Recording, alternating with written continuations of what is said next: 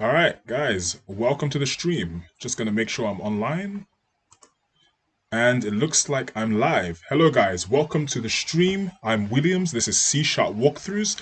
And what I'm going to be doing today is I'm going to be continuing from the live stream that I was hosting the other day. So a little bit of an update, a little bit of housekeeping, as I tend to do. Um, Before I do that, I'll introduce a little bit of what I'm doing right now. So I am basically coding a 2D game framework using C Sharp, .NET C Sharp, and I'm also targeting UWP, which is a Universal Windows Platform. There's a few things on the screen. I'll go through what this application is doing. It's a little bit of a fun project that I'm working on, which I think has quite a little bit of potential to help with regards to game development, especially on what I'm doing. Basically, I'm developing game frameworks from scratch. From C Sharp up. I'm not really using a middleware engine such as Unity at this point. I'm using C Sharp.net coding straight off the IDE, as you can see here in the background. And yes, that's basically what this is all about.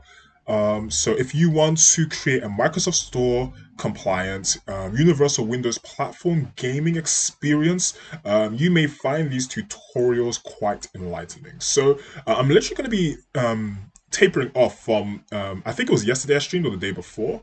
Either way, do watch the previous stream if you do want to see how I got up to this point, as I started from a blank project and I didn't get should I say extensively far ahead. I even hit a little snag with the code, which I have actually dealt with off screen, and the solution might just kind of surprise you if you were watching from the previous video, or rather live stream.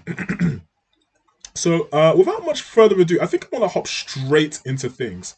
Let's get straight into the code. So just to give a little bit of context as to where we were yesterday, I believe it was yesterday that I was streaming. Yesterday was a Saturday. I was basically coding a functionality in this engine, the Parallax Engines underscore UWP. That's the name of this project.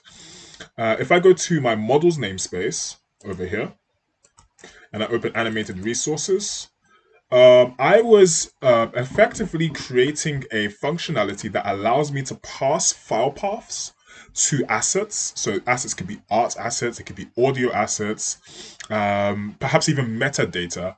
Gonna touch on that quite a bit, as you can see from the agenda. This content pipelining stage is quite a fascinating concept, which I think ties in nicely with some of the stuff I'm doing. And essentially, what I was doing, the main bulk, the meat and potatoes of the last stream, was trying to get this load animated resources functionality to work. As if I go to my sketch application, which I didn't prepare beforehand, so I'll just load the app off screen and I'll drag it to the forefront. Okay, I'm just gonna grab this. This is gonna be a really chill stream, as I tend to disclaim. Feel free to interact in the comments. I'm always happy to discuss. If you have any questions or perhaps any constructive feedback, anything like that. So anyway, let me make sure my brush is feeling good. Yeah, that's quite nice. So effectively, what I was trying to do in the last episode, should I say, of the stream, which was yesterday, was, let's say, in fact, I could say let's say, but then I could just show you at the same time. Am I off screen? Yeah, I'm off screen right now. I'm going to show you guys my Solution Explorer. If I can find where I'm supposed to go.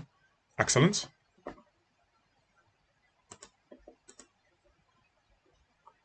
Just bear with me, guys. Just off screen. Trying to get this window to be a little bit smaller. I'm dual screening right now, so right now it's I'm just kind of dealing with the resolutions here.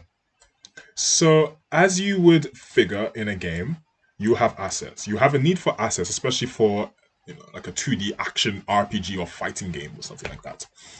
So we're really starting from the fundamentals here. We're going to kind of build up from there. As I did say, I'm targeting a sort of 2D fighting game slash RPG experience. I'm quite inspired by Tatsunoko versus Capcom. If any of you have played that game, Excellent game. I'm still waiting for the sequel. Don't know what's going on. Capcom, if you're watching this, there's a community of us. So anyway, that's another story for another day. What am I saying? So, I'm also inspired by games such as Star Ocean. I haven't played Star Ocean, but I think the graphical art style for the time, if I'm not mistaken, as a PlayStation 1 title, is just beyond mind blowing. And the remake does look good, but I think the original has a charm that just isn't matched by the remake in a sense when you consider the hardware and the time. I forgot. There's another Octopath, the Octopath series, another HD 2D title. So I kind of want to merge this sort of HD 2D pseudo 3D visual aesthetic with fighting games. So that's my kind of view right now. Really starting from the fundamentals. Why am I showing you guys my Solution Explorer? So I have here some sprites. Let's say you have an arbitrary amount of sprites. Excuse me. Take a sip of my tea. Let's say we have an arbitrary amount of sprites. In this case, I have 6 sprites, I believe. 1, 2, 3, 4, 5, 6. I'm actually missing some sprites, fascinatingly enough. I'm in the wrong directory. Hold on, guys. Let me just go to the right directory. I'm in the wrong place.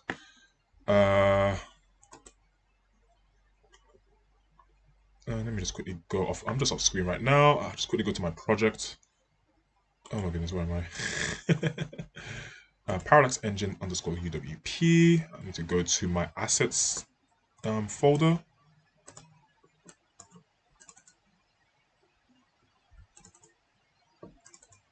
Excellent. So for every UWP project, once you've built the directories, you should have access to this sort of directory. And when you want to store your assets, what I like to do is I keep them in the working directory, such that when you deploy your application, regardless of where the installation package is, you always have access to your assets. So you can find your directory here. So bin, I think bin stands for binary here. x86 if you're targeting x86 architecture. If you're targeting 64-bit, then your directory will be here if that's what you're doing. Debug, because I deploy the application in debug mode. AppX, otherwise if not debug, you'll see release. I think I'm not too sure. Assets, and then I have here a folder called assets underscore unordered. Now, why did I name this asset underscore unordered? Unordered alludes to the unordered alludes to the fact that the way, or rather the approach I'm taking here, which leads me nicely to the sketchboard actually. The approach I'm taking is that if you have an arbitrary amount of assets and you just compile your assets into one directory, just from character assets to backgrounds, maybe audio files, and let's say you want to stream your assets into your application. What I'm attempting to do here is to essentially give every file here has a generic numbering title. So basically, you start from 0 to 1, 2, 3, 4, such and so forth. And these are all PNGs. So I'm trying to be as general purpose with my naming convention. Why? Because having a general naming convention, a general structure to my assets only means that I'm going to make processing my data a lot more easier, a lot more predictable for my program. So if I have, say, and the sprite order matters in this case, because here, as you can see, the first 4 sprites in 0 index, so 0, 1, 2, 3, if we want to look at things like that. 1, 2, 3, 4, if you want to look at it like this. They are this kind of samurai ninja character, which I got off of a free website. I'll see if I can leave a link in the description. I didn't do that for the last video. I should have done so. I shall have to do that if I remember. But you can get your asset. This is royalty-free stuff, so it was a free download. Running animation comprises of 4 frames for my character here. Idle animation, 2 frames. Then I have some textures. I have a blurry grass texture here. The grass kind of pixelated. I kind of like the look with the pixelation there. And I have a horizon, a pixelated kind of background, horizon, heavily compressed, I suppose. I mean, it's a PNG file compressed at 24 bits, so it is quite heavy, like 5 megabytes for one texture. The resolution is quite heavy, as you can see. It's 10,000 by 4,000 in resolution. Probably not necessary, and there's much more efficient ways of streaming textures than just importing large textures like this. At 5.8 megabytes is 5.8 is quite hefty for a texture, 5.8 megabytes. But anyway, we're working with these numbers for now, and I have a blank page over here. I'm gonna quickly just check my OBS off screen. Looks like I'm still good. Make sure my YouTube is fine. Oh yeah, it's already here. Yes, awesome stuff. So just having a look. And so what I'm essentially doing here is I'm saying I'm going to go to the sketchboard now, just to illustrate. If we have, say, 9 assets, all in the same directory. See if I can change the color of my brush just to make things a little easier to read. Do let me know if the levels are okay. I had a little test before the stream to make sure that my mic was working and stuff, but maybe, I don't know if any technicalities. But anyway, I have an arbitrary amount of sprites. In this example, there's 9. And let's just say the first 5, so 0 indexed. So 0 to 4, 1, 2, 3, 4, 5. Let's just say these are sprite walking animations for like a samurai ninja kind of character. And then let's say from 0 indexed, or let's just say for the sake of illustration, slot 5 and slot 6 over here is my standing animation. Oh, sorry, no. 5 to 7 is my standing animation, as you can see. And then 8 to 9 is another set of standing animations. So what we could say is that, okay, I have a set of walking animations in my directory like this. Then I have a set of standing animations that are grouped as such. 5 to 7, 8 to 9. So walk, stand, 0, and stand 1. Now, what I'm trying to do in my algorithm, what I tried to attempt in my previous stream, was to stream these file paths from disk into memory in a robust fashion, such that I'm not necessarily trying to reduce the lines of code I'm writing, although that is sort of an after effect, as you'll see, of this approach, of this kind of my dynamic approach. But rather, it's a sense that during the content pipelining phase, which I will touch more on content pipelining quite a bit in this stream, assets can change, from placeholders to, tweaks.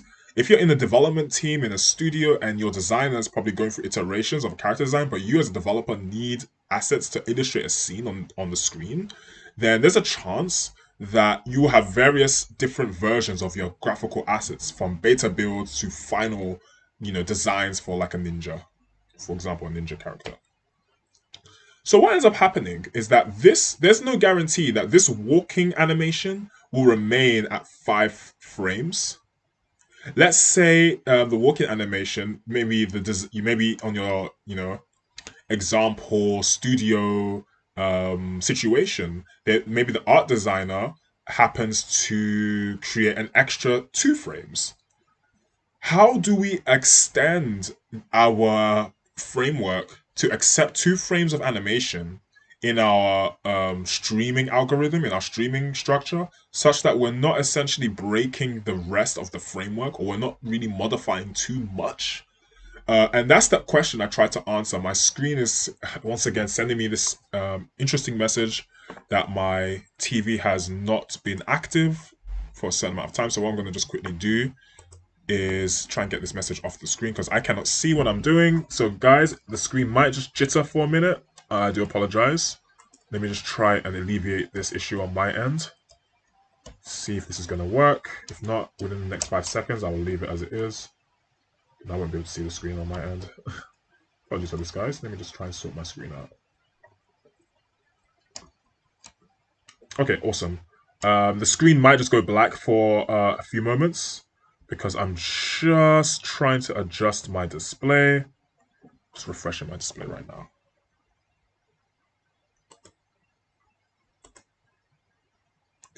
So there's a chance the screen will just jitter just ever so slightly.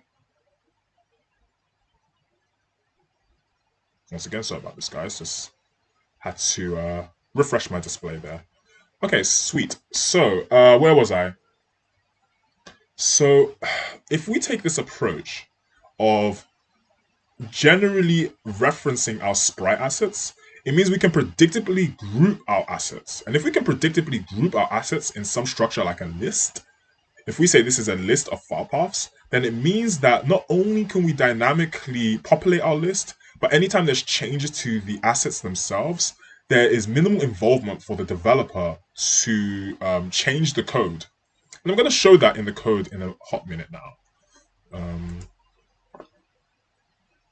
So what I'll do, I'll go to the Visual Studio session, and I'll first show you what I did on the last stream. And it's funny because I was unnecessarily verbose in my approach. I even commented out the code just for the sake of showing you guys. I'm going to delete this after I'm done showing you guys. But I'll start from the top. So here is I have a list of lists. As you can see, a list of lists of canvas bitmap and a list of strings which pertain towards the file paths in the directory that I'm looking to stream the file paths. In the outer list, let's see if I can demonstrate this as I illustrate what I mean as I'm talking. I know I've illustrated at the top there, but I'll just do so again. Just edit my screen off screen there. So I have a list, and this list, let's just use triangle brackets for now, holds another list. And this list has my sprite elements, 0, 1, 2, like this. Let's just illustrate it like this. So in the nested list, I'm gonna have multiple instances of lists. So let's have slot 0 and 1, like this. And what the idea is that this could be, say, as I have walk_0, after I'm done grouping these sprites, I can place them in the first slot of the outer list. So walk_0. I can then group the second set of animations in this move set, which is a standing animation, stand_0. I can say the first element in 0 index in my outer list is stand_0. And each list has the slots for the moveset frames. So if I go back to the Visual Studio session,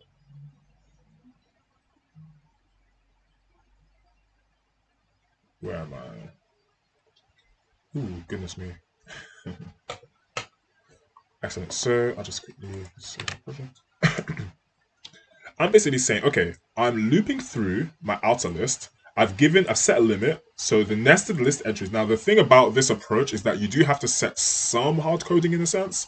Let's say we have 4 groups of moveset assets. So let's say standing, running, maybe my ninja jumping, and my ninja, I don't know, doing some kind of another kind of jump animation. So there's like 4 different sets of moves in my example. If I go to this enumerated list, I've gone ahead and set nested list entries to 5. So that means if I go back to my solution explorer, as you see, I have 5. I can group this arbitrary, I could say, directory of sprites into 5 different groups. I can say, or if I'm not mistaken, 4, if I'm considering 0 indexing. I'm not too sure. Let me have a look. No, it's actually going to be 5. So I have this ninja running, which is 1, which is the first 4 frames, the first group. The ninja is then idle. So this is the second categorization of this directory. That's 2. And then I have this grass texture, 3, sky texture, 4, and then finally this white background, 5. So you have to know your directory such that you can update the range itself. Because the idea is that what I'm looking to do is algorithmically, I'm going to be setting the range via the for loop. So for x is equal to 0, and in this case, I'll be saying this is 0 index 0 to 4, so x is less than 5, accommodates for this range, okay, if that makes sense. Then what I'm going to do is increment or set x. So for x is equal to 5, so I'm now looking at this range, x is equal to 5, up to x, the range of x is less than 8, which accommodates for here. And then after I loop through and populate the list pertaining to these directories, then I can go on to say for x is equal to 8, up to the range of x is, let's say, less than 10, accommodates for this. Now, the problem with this, a little snag, is that obviously you might get a try-catch error once you get to the end of your loop, depending on your indexing. Just got to be kind of careful with your indexing. That's why I said a try-catch, actually, because I was getting an out-of-range exception, which you can sort of tweak around depending on what operations you're using and your indexing. You just have to be a little careful. But nonetheless, I did test this out, and from all of this, which I was trying to do, and just kind of scratching my head, you can't see the video, the stream is on the channel. I just thought about it before the stream, and I thought, no, there's a better way to approach what I'm trying to achieve with my function. And I recognized that, yeah, all of this attempt is basically just this. I'm just literally setting my indexing focus, the lower range, the upper range, asset index, and I'm making an incrementation. And upon every incrementation, I'm simply populating my list. Once I exit the range, or once I breach the range, then I increment the index pertaining towards the outer list over here, and then I repeat the process. Now the thing is, how do I know where the threshold for my grouping is of my assets? How do I know to stop here? How do I know to stop here? How do I know to stop here? You could do this a couple ways. I was using an enumerated list, but then I did decide on just having a list of ints. So just having literally a list of integer values, very simple stuff. And when I go to populate the list, it just has indexes, right? So I have an index here at 5, say, index at 8, index at 10, for example. And so what happens is that when I say, okay, my list element, if I'm using for x is less than 5, instead of hard coding this 5, hard coding this 8, hard coding this 10, I have 5, 8, 10 stored in memory. So I could just literally access my 5, 8, 10 values via index. So list, access by index, just say I for index. And index in this case is x. I should just say x, so not so confusing. Yeah, so what ends up happening is that this range is 5 dynamically, and then upon the next loop, it then goes up to 8 dynamically, and then 10 dynamically as well. And the lower range is also always incrementing, so from 0, 1, 2, 3, 4, 5. So then as I increment that value, that's why I put slot is equal to slot, because I don't want slot to reset back to 0. I want slot to continue incrementing as I'm looping through the nesting structure. And eventually, I know I'm saying a lot of words, but then what ends up happening is the following, as I will demonstrate on Visual Studio. So I will save the program, and hopefully I didn't really modify the code, so everything should be fine since I tested my code.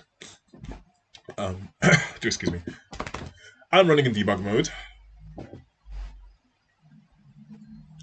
Debug mode is a little bit slower than release mode, such that I can use debugging symbols to debug my code. I can set breakpoints. And I'm going to go into the debugger such that I can expose my objects, and then we're going to see if I have indeed loaded my sprite assets accordingly. So UWP is just loading up now.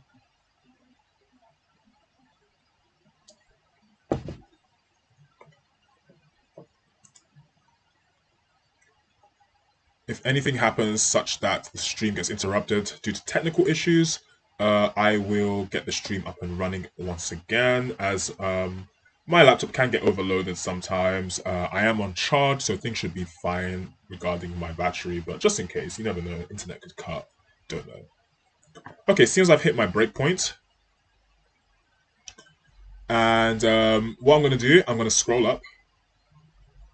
Now, what I want to inspect is my file structure, so the file paths that I've streamed from disk should hopefully be all these sprite file paths, but they should all be ordered and grouped within my list. So it's going to be the sprite file path, which I happen to have on my watch list, which is down here. So if it's really hard to read. And I'm going to zoom in on the main text, the main Visual Studio text here. But the IntelliSense doesn't really zoom in. So here it says sprite file paths, which is my list of lists. If I go and expose my sprite file paths, you can see 5 entries, 0 index 0 to 4. And the first entry has a count of 4. Hopefully you can read that. Look at my Solution Explorer. There are 4 frames of animation for the running animation. 1, 2, 3, 4. Then the next entry is a count of 2. And as you can see, there's 2 frames for the idle animation. And then you can see for the last 3 is 1. So 1, 1, and 1. Then only 1 frames for the grass, sky, and the white box textures, respectively. And that's the idea, guys. So with, should I say, minimal involvement or attenuated involvement to hard coding at least, we can stream our textures, we can stream our file paths into our program with, you know, less involvement than if I say I had to hard code for the sake of convenience. It's better, in my opinion, to sort of future-proof that process with a dynamic approach. Hence why this is what I've attempted here. So it's my file paths have been populated. Let's just make sure that the directories are indeed correct. So if it's really hard to read, I apologize, guys, but there is 0.png, 1.png, 2.png, 3.png. And if I go to the second entry in the outer list, I have 4.png, 5.png, and then if I go to, if I go to entry number 2, I think I'm in the wrong place. Yeah, entry number 2, count of 1, 6.png. Then in the next entry, 7.png, and finally I should have 8.png. It was hard to see, I've got this little symbol in the way. 8.png. Okay, cool. So I'm going to close the program. I say close the program. I'm going to just stop the debugging session. That's what I meant. I'm zooming out just so I can see this lines of code. This is what I wrote the other day. I'm just going to literally delete all this commented code. Don't need the commented code. So by the time I finish my loop, this is essentially all I need to stream my file paths at this stage. Literally this. So now I'm going to refer back to my sketchpad. I'm going to go to my notepad as well, actually. So what are we doing here? In my agenda, I've said I need to set a functionality to load asset resources. We're still halfway through, because now that I've loaded the file paths, and this is where I want to illustrate things, so I'm going to just create a new session. Excuse me. Okay, sweet. Let's get my fountain pen out. It's kind of nice, I think. So, yeah, what's going on here? So I have a situation where I have list of string file paths.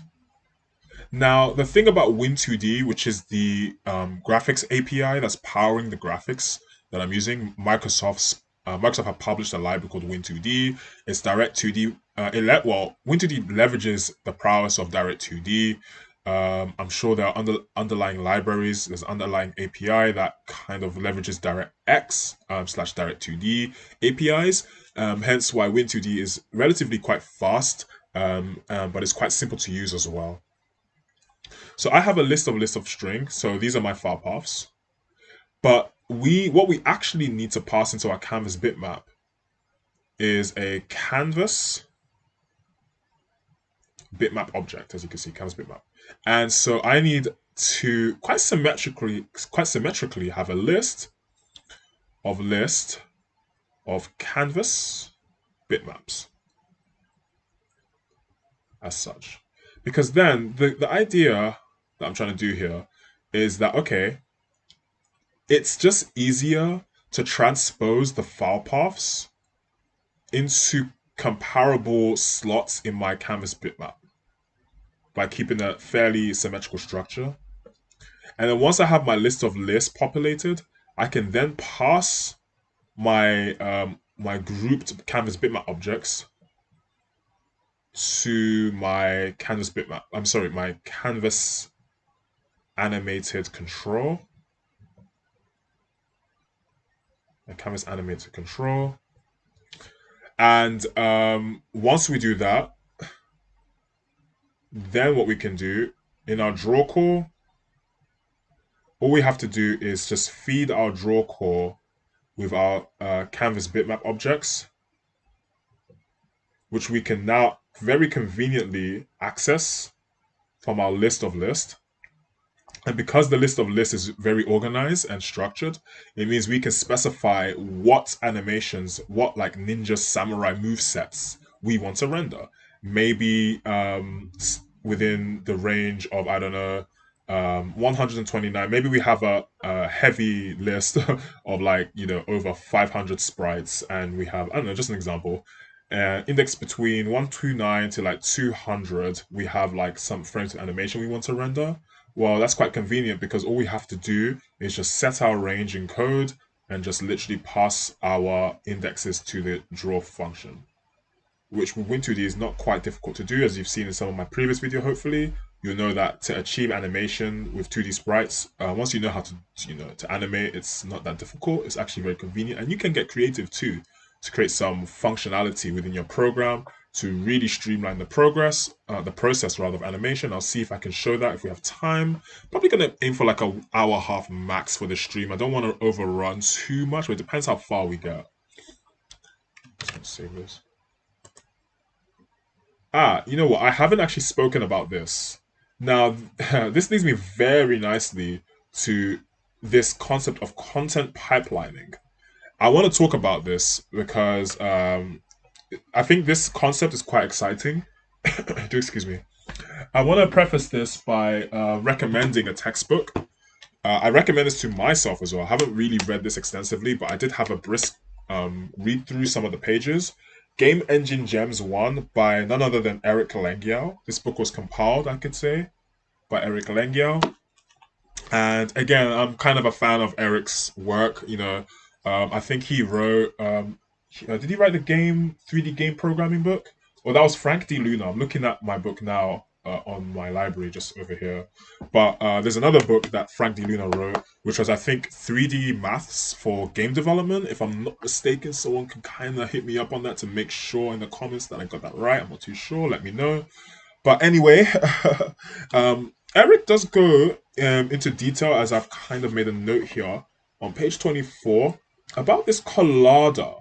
Collada is a sort of, should I say, a standard based on XML. It's an XML schema standard, and I won't read it out. I won't read out the page itself. Scared of copyright, but yeah, Collada is a standard intermediate language. Now, I'm going to be a little bit transparent. I wasn't aware of this XML standard before I implemented what you see on the screen, which is effectively this is an XML generation tool. Let me explain. So, funny story, if you look through my videos, you'll see that I made a password manager video tutorial. I made a tutorial on how to make a password manager. And basically, all the password manager does is takes a domain, takes a password, stores in local storage, and then you can retrieve this upon boot up of your app. I took that code base and I kind of applying its use case to generate text files / XML files. And now, what's really neat about XML files and what's really neat about this Collada, as identified, as noted by Eric here. I'm not sure if Eric's the one who published this chapter. I think different contributors, people actually contribute to certain chapters. But anyway, in the book, what we find is that with Collada, you can, and I suppose this is a higher level description of a use case of XML. I find myself as well, put my own kind of take on this. You can describe at a high level attributes of objects that you want to construct at runtime. You can store the description of your objects via XML. You can store, like, let's say I don't know, an audio file, right? You can store in XML a description of the audio file that you want to reference, and then at runtime you can get that description and make some kind of construction based on the description. And this is very, very powerful if you ask me, because, and I'm going to demonstrate this tool in action, and hopefully I can do some programming around this if we have some time. But effectively, now this is what really excites me. With, I mean, if you consider the fact that I, like myself right now, or any developer is writing a code base from scratch, as I'm doing here. I'm writing a framework to run for this framework to power 2D game, and I have an external tool besides me that helps in the pipelining of my assets. Then I think there's a lot of potential on the table, because effectively what happens is that I'm reducing the kind of the workload myself by having this external UI help me with some form of the development process. And I just find that quite exciting. I'm going to demonstrate some things here. So back to the sketchboard. So what I'm going to do is, let's just say, for example, and this touches on serialization as well. Let's say, for example, but the serialization is more just the implementation of obtaining metadata. So let's say, for example, we have a scene. And let's say we have, in our scene, in our 2D game, let's say it's a fighting game. Let's say we have some kind of foreground. Let's just say assets underscore 0. Let's say we have audio playing in the background. So let's just say dot, I don't know, wav. I'll say dot wav1. And let's just say we have some assets that are rendered onto bounding rect structs. So I might have rect underscore 0, another rect struct, rect underscore 1. Now the funny thing is that this scene, as the developer, we need to compile this scene at some point, maybe during a loading session or loading section in our game, or maybe we stream the information, and this is what kind of ties into the content pipeline a little bit. We could either have on in our loading times or in the loading sections, we can access our hard drive. Now this is one way you could do, or you can access memory. If you've already streamed your assets into memory, let's say our assets have been loaded into memory, then let's say during the loading of a stage from after selecting in the menu, you're basically just saying, okay, I'm grabbing everything I need and I'm creating this scene over here. You could also do it by accessing an SSD, or you can access file directories in some kind of storage medium, such as a hard drive or an SSD. And this kind of technology is relied on, this kind of technique rather, for some modern games, especially with a fast storage medium such as SSD. You can reliably use SSD and sort of stream information at runtime. It's pretty cool stuff. Or you can do it from memory, which is probably the safer bet in a sense. So what ends up happening, if I just save my work just now, is that if we identify, for example, that there are predictable components within our scene, then we may want a situation when we're developing our framework to sort of take the load off the lines of code we write. And by streamlining the pipelining process, by describing our objects as within a schema document, storing that schema document and retrieving it when the program loads, it means that effectively I'm coding less, but I'm still getting more out of the whole pipelining process.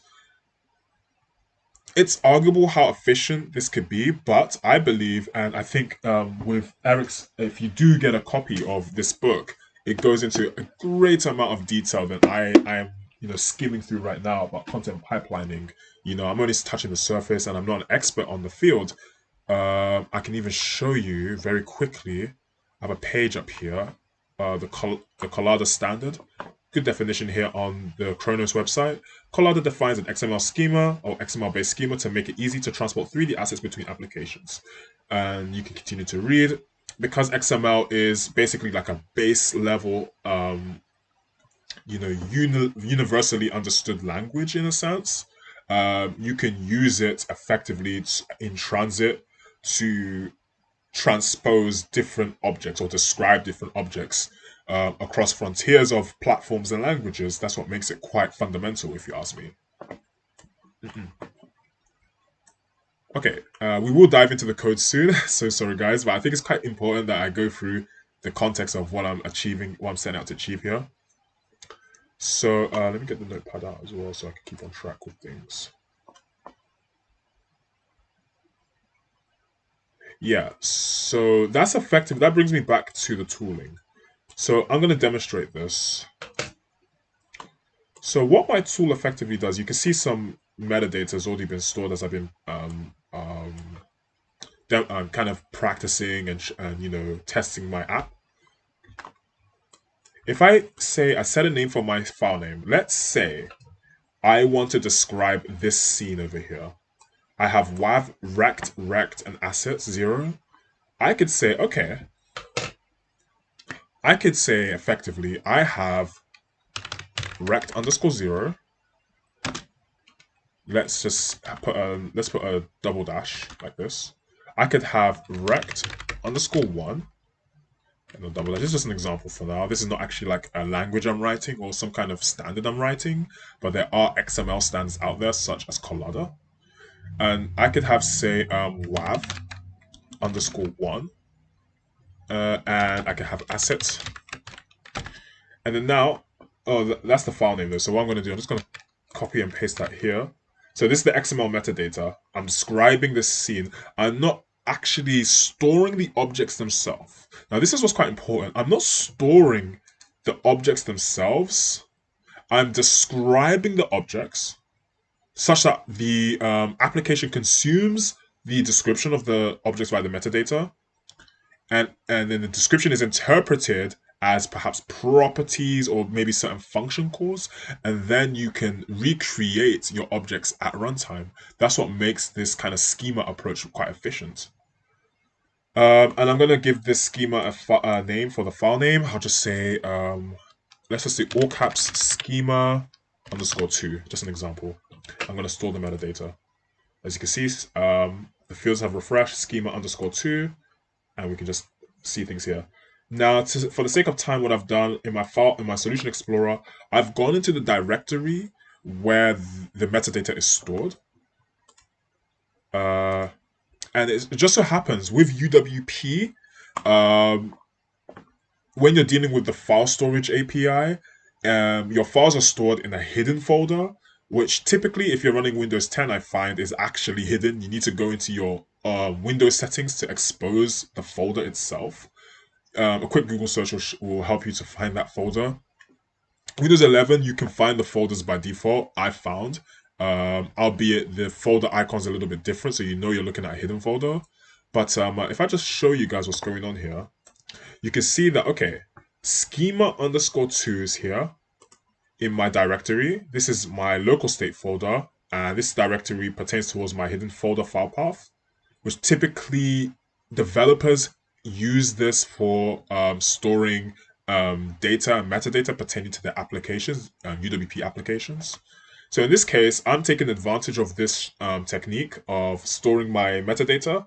So you can see schema 2, which I literally just made moments ago. Schema number 2, as you can see on my Parallax Engine, well, I've named this Parallax Engine XML schema tool, which is fun there. If I go ahead and load this text file, you can see rect underscore 0, double dash rect underscore 1, double dash wav 1, and asset 0. How am I doing for time? So I developed this tool a while ago, and I just kind of transposed the use case for my game development here. So this is what's interesting. If I can access the file path, because bearing in mind that I am in the working directory, actually I'm not in the working directory actually. Am I in the working directory? No, I mean, I'm actually not in the working directory of the application, which is quite convenient. So what ends up happening, I have said, okay,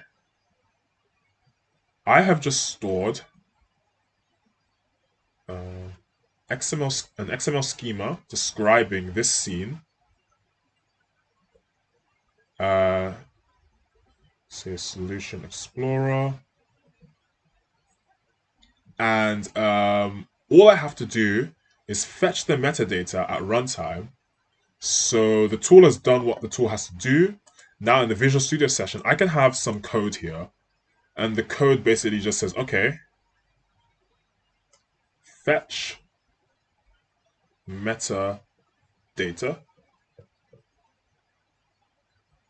and then I can quite reliably reconstruct the scene based on what I've written here in my metadata. So I could then make a custom script, for example, that parses rect wav, uh, and I can reconstruct this.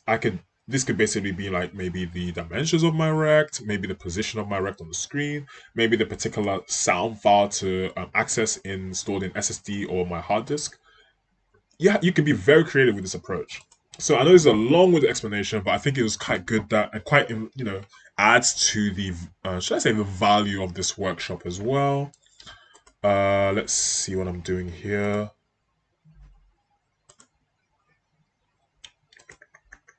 Let's see if I can go back to the notes. Sorry, guys.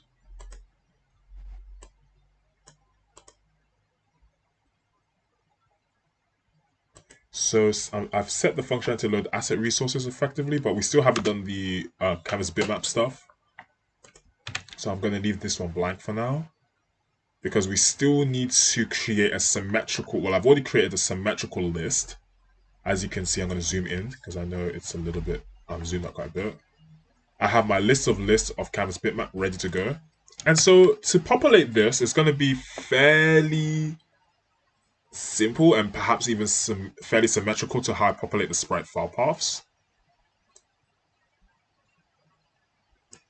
So at this point, at the break where the breakpoint is, I have already populated my sprite file path. So all I need to do now in my workflow is to call this function load bitmap from file path.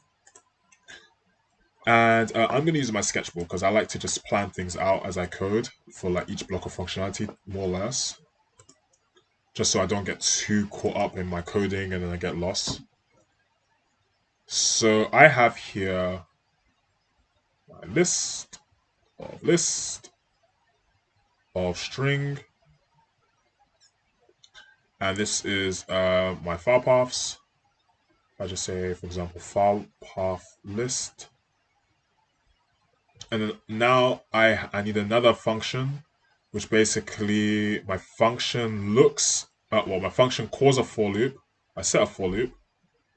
So for the range, so I have an index 0 up to the range of index is less than the count of my file path list.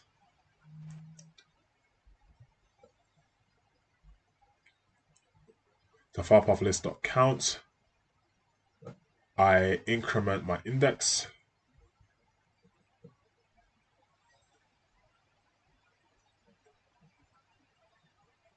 And then what I'm doing is basically saying, okay, I make sure I'm doing this right. Yeah, this is where the symmetry comes in.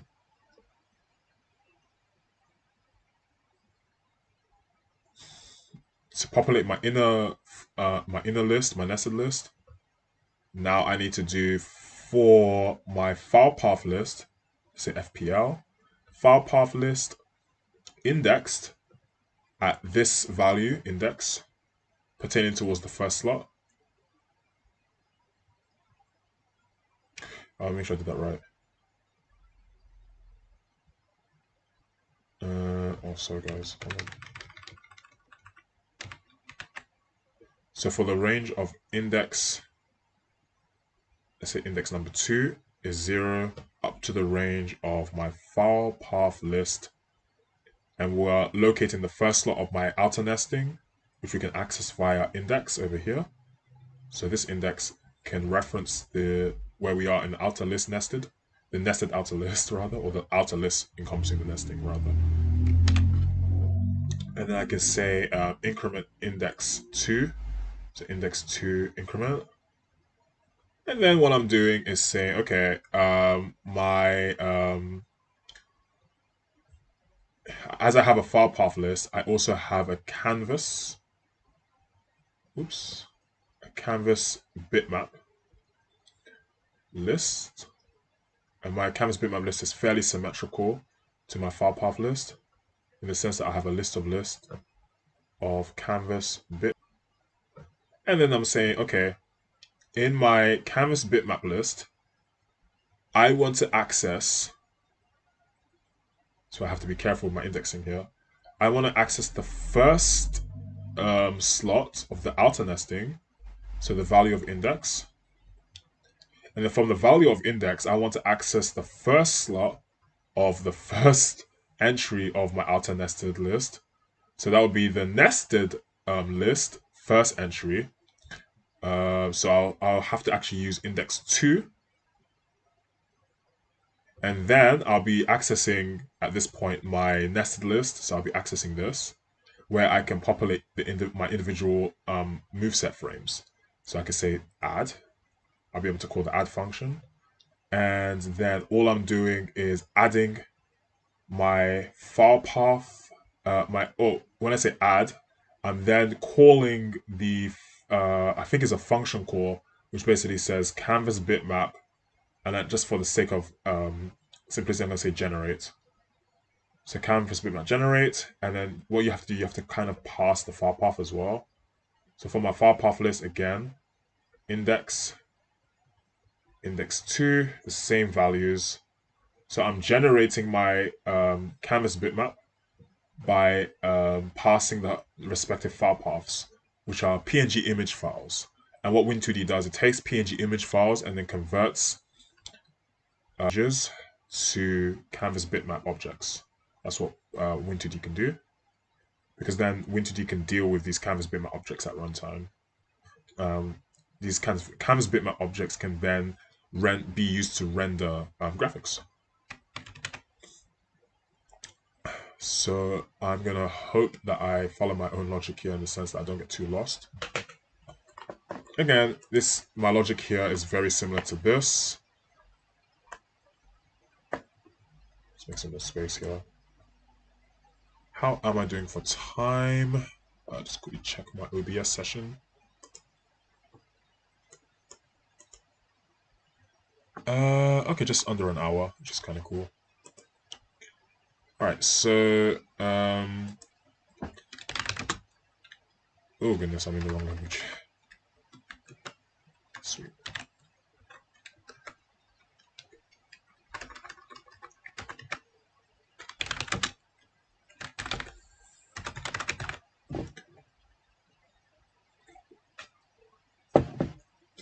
Okay, so for, let's just say int, let's hope I'm doing this right.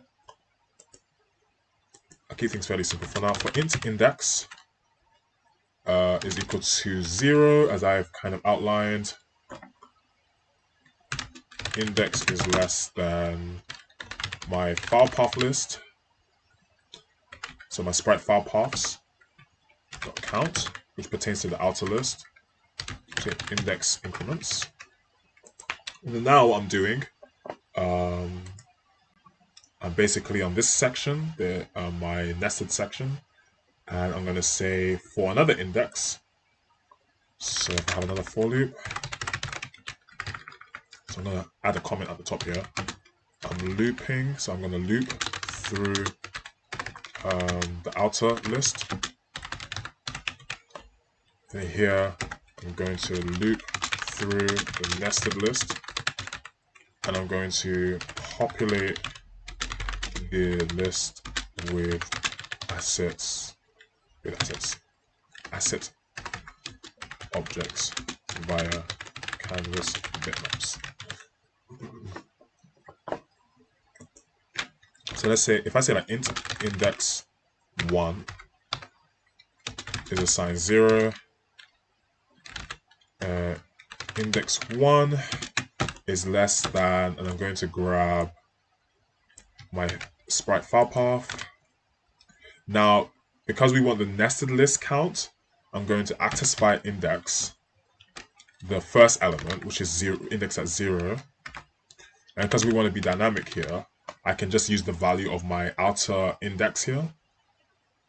And then what I can do, I can use the dot accessor. I think there's a count property here. And then now set a range. And I can say index1 increments.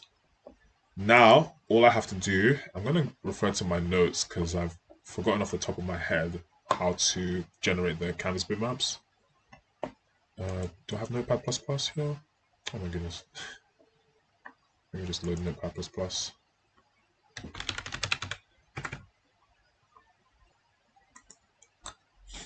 Okay, how am I doing this? Sorry guys, I'm just checking my notes for reference. One of my other applications, another version of Parallax Engine, I think it is, somewhat. Make sure I'm in the right place. Load animated resources.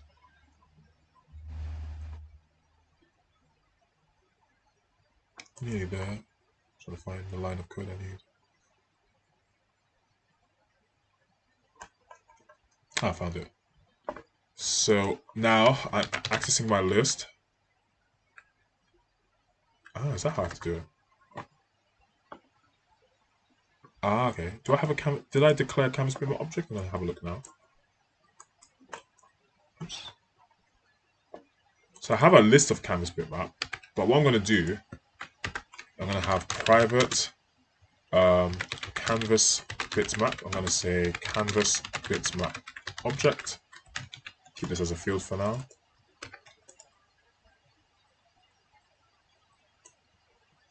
And I'm going to reference canvas bitmap object. I'm going to call await. I want asynchronous functionality. And because of my asynchronicity here, I use the async keyword. Zoom in a little bit more. Zoom in a little bit more. And I'm writing I'm referencing the following namespace.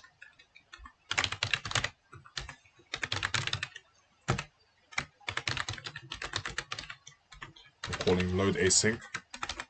So I'm loading my canvas bitmap, and now I'm going to populate the overloads. I'm going to pass some arguments. Now we have 9 different overloads, but what I want to pass, let's see if I got this right.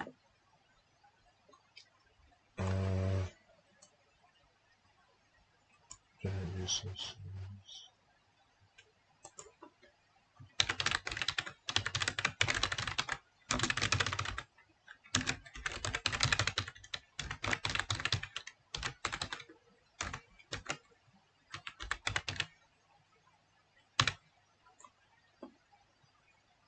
I missed the namespace.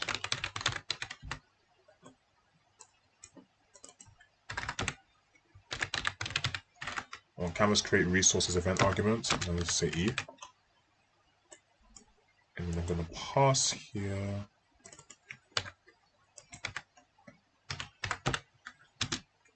Then I'm going to pass my file path. So as you can see, my iCanvas resource. What am I doing here? I'm passing my canvas animated control by parameter, and then I'm going to pass my file path that I want to generate from my file path that references my PNG image. I want to pass my file path bitmap object, and I can get the respective file path with my list of file paths that I have generated earlier. Remember, I showed you guys the grouped file paths. So sprite file paths, make sure you use the correct indexing. So the outer nesting, and again square brackets, I can say index1 for the inner nesting, and that's that, I think.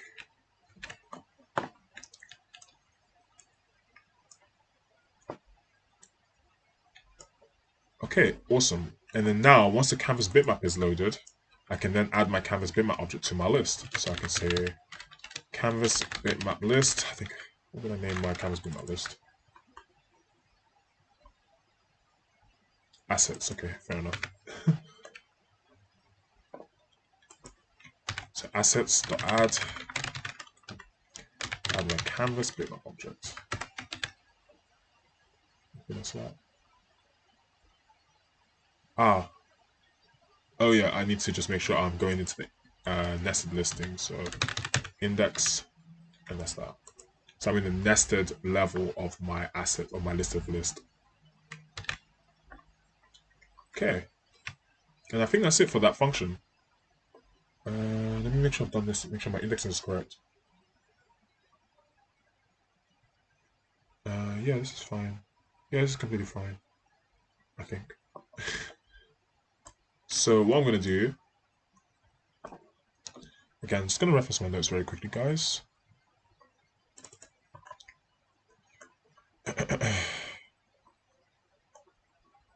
Just going to see how to call this.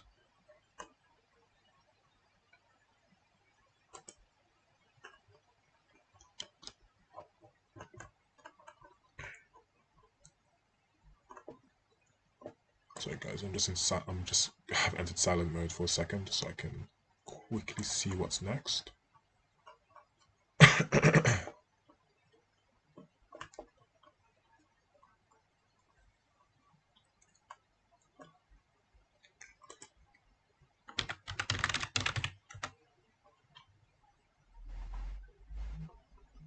Okay.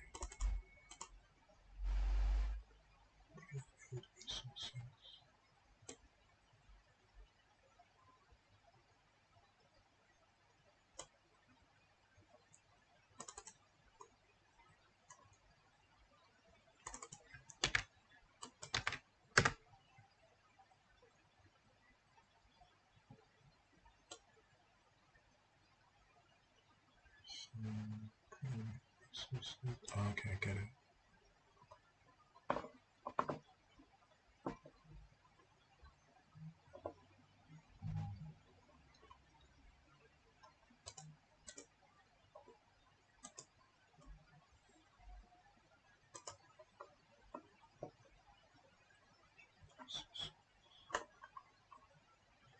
Okay, I want to make sure that I call this function correctly.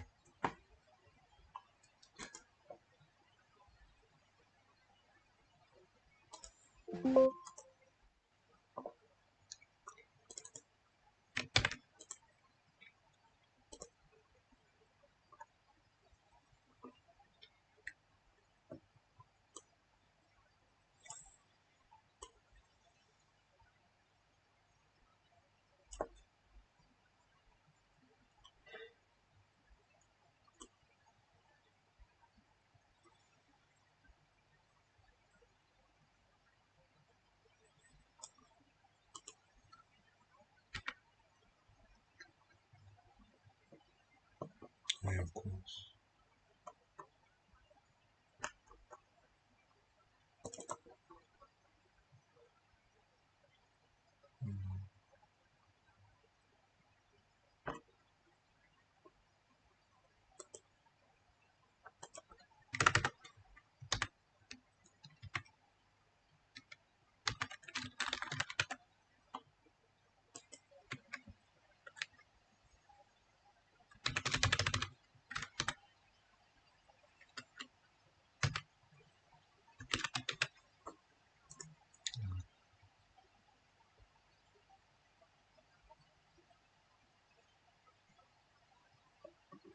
Make sure I'm doing this right.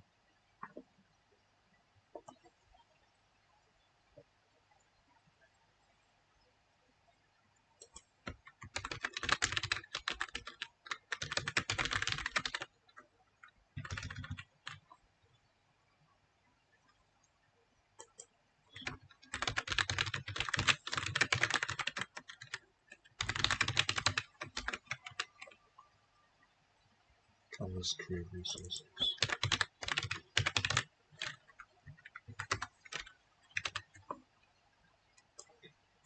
Okay, hopefully, I'm hoping this works.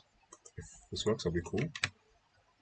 So, because I believe I'm effectively passing my canvas animated control, because if you look at my reference, load animated resources, where's this being called? In my, I think my main. So the thing is, the signature of this function, load animated resources, has to match my types that I'm passing from my typed event handler, being my canvas animated control class and my canvas create resource event args, as you can see. So that means that I'm passing the canvas animated control here, and I'm passing my event arguments. But then what I'm doing, because of the types, I'm just typecasting my canvas animated control. I'm typecasting here, as you can see, such that when I now call load bitmap from file path, let me see. Yeah, it means that now I can call this functionality without any errors pertaining to the signature of my function. So if things go well, after I've populated my sprite file path, I should make a call to load bitmap from file path, and I should be able to load my canvas bitmap. So I'm going to just put a break here. I'm going to see what happens.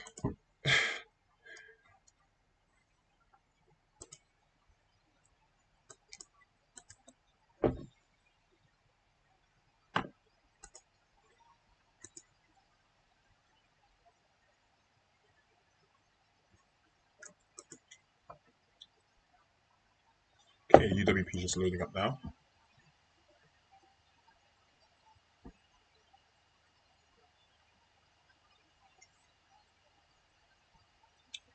Yeah, my build has already started.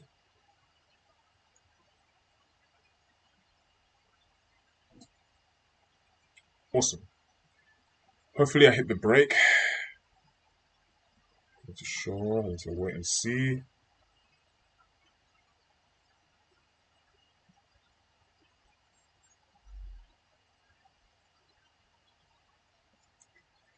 Hitting the break. Breakpoint gets hit at line 132. There we go. I've hit my breakpoint. So I'm going to just check my watch list. So I still have my populated sprites, hopefully. My file paths are still here, as you can see. So now it's taking these file paths and converting these PNG references to bitmap objects. So I'm going to step through and see what happens. Okay, so I've successfully called my function.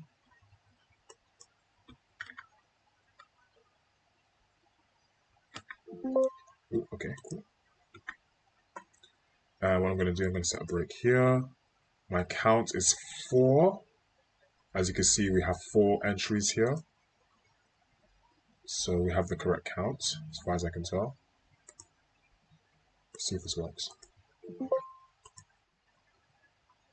Oh, that's fascinating. Oh, that's fascinating. Oh, good. Goodness, what happened? Okay, I'm suspecting some threading issues, but let's see what happens here. My sprite file paths has just ultra populated. Let me just add to my watch list my canvas bitmap list. Oh, assets. It's called. I should really use the property.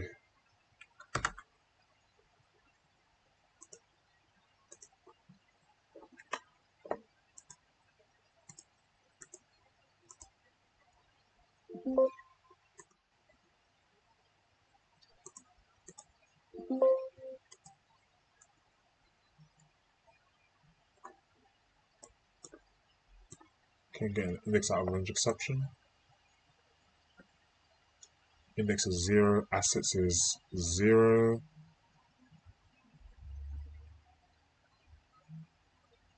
Assets is 0. Okay, of course, I didn't actually populate the initial slot. So basically this line here pertaining to the file path, my sprite file path list, I need to do the same. I didn't do. So just in my outer nesting, I need to say assets.add. new canvas bitmap list. And I'll restart the program. This time I'll take the break off there. I'll put the break on line 108. Oops, I pressed continue. That's it.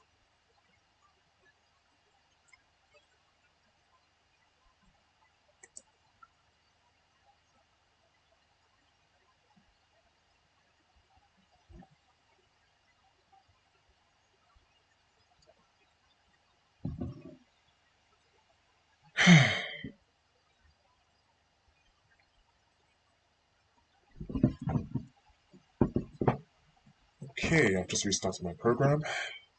Again, I'm going to see how I'm doing for time. 1 hour, 10 minutes, that's quite fine.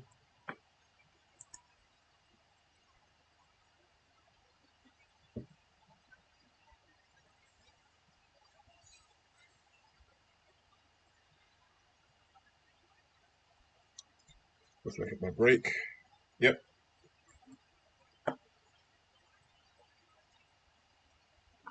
Check my sprite file paths. Yes, I'm good. So I'm going to step out. And get a glitch here. So a couple things going on. So I'm getting some more elements added to my sprite file paths. Where am I placing this call? I'm guessing I shouldn't be calling over here. So what's going on? Class, resources. This might not be the best place to put this. But what I'm going to do, I'm going to expose assets. I do have an element added, but it's not populated. What I'm looking for, I'm homing in on this line 107.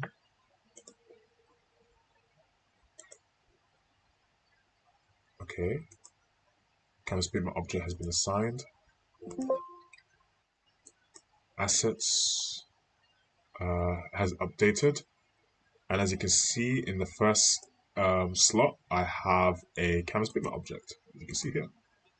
Now, I might be able to expose the file path to check what this object, this canvas bitmap object derives from. I'm not sure if it'll be here. If I go to, is there like non-public? Let me search here. Description, device. I don't know if I can actually find what I'm looking for. But I can see the dimensions is 131 by 128. If I go and look at my sprite, let's see if it has dimensions. I don't know if you can read that, guys, but it's 131 by 128. So the canvas bitmap object has successfully imported my sprite, as I can tell here. Okay. So now I need to just fix a bug such that I'm not overpopulating this.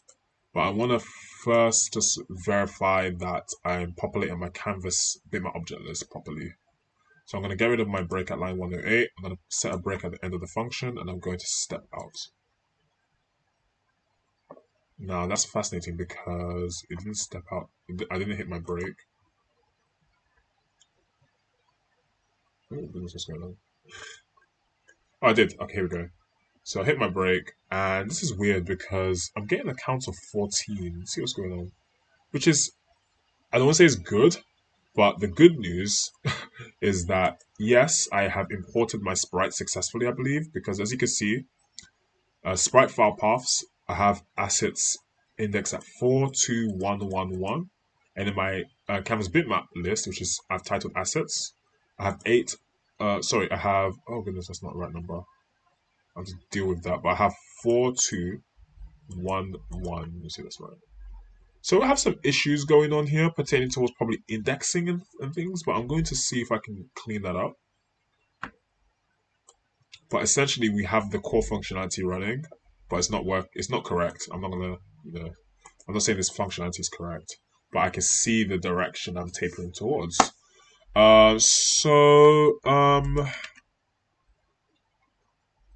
One thing with my code one thing suspicious about my code. If I just end my debugging session. Placing my core here, to me, is weird. I'm going to take that out. I feel like I might be causing issues, and there might be threading concerns because I am dealing with multi-threading, like async await. So I need to be careful with even the debug session.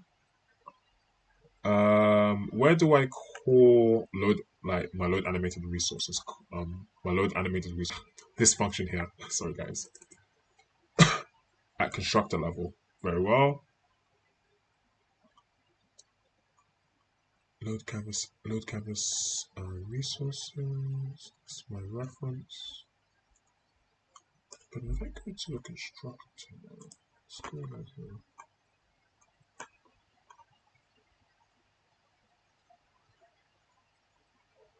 Okay, fair enough. So the function seems to be my function seems to be automatically called load animated resources when I construct my events.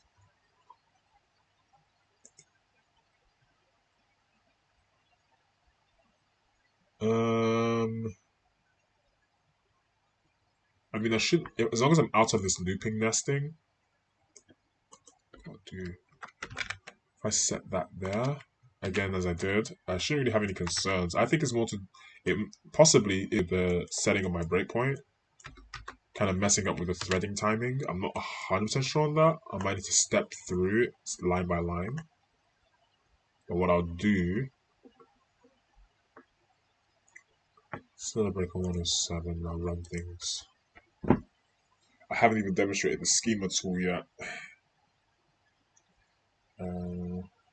But I did take some time to describe what's going on with that, with the schema description. Again, I'm just mindful of time. Again, this might be a 1 hour 30 max workshop, and the next time I stream, I can focus on where I left off, which may be the schema tool. Or, yeah, I think that might be a decent way to go about it, rather than stretching it to 3 hours again. I think it's just an easier watch. But you guys can let me know what you think. So I'm just going to wait for my code to break, essentially. I think I should hit my break.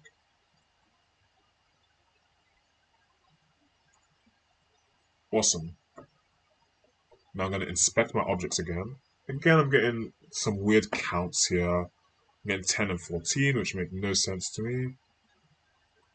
And 14 here. So I just have to make sure my indexing is correct.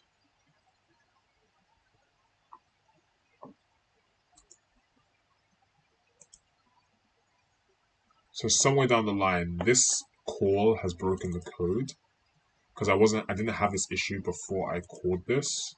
If I take this out, effectively I fixed the issue, I guess. Ooh, let me squeeze that break.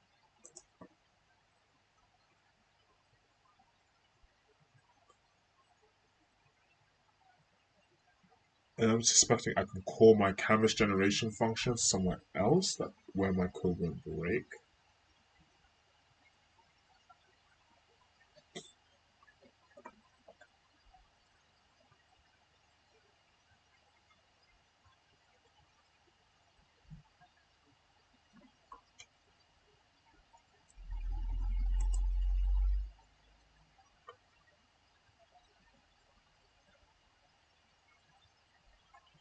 Okay, let me just inspect my objects.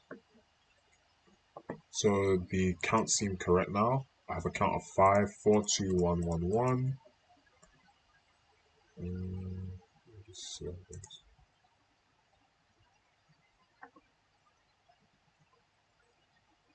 Okay, this is weird. So the issue persists. So I not have core, but I am reloading assets, which is strange. I think what I need to do is just make sure I'm not calling my function twice. Which, I mean, there's a way I could kind of use global flags to kind of effectively set my loading of objects as initialization code. I don't really see a problem doing using Boolean flags in my case here. So I can say Boolean initialize init initialize um, file paths, set to false.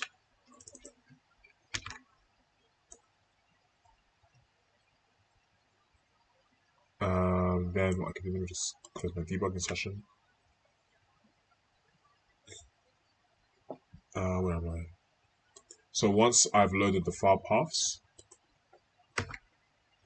I can set my initialization flag to true, and then I proceed to load my bitmaps. And now that I've set this to true, it just means, okay, if after this point I have a situation where my load animated resource is being called again, then it's just a simple case of protecting this block of code via this precondition if my initialized file paths is equal to false. So if I haven't initialized my file paths, then I go ahead and initialize my file paths. But once I set to true, this should not trip at all. So now in my case, if I put a breaks, yeah, hopefully I won't have the same issue. Hopefully, I'm gonna test my code now.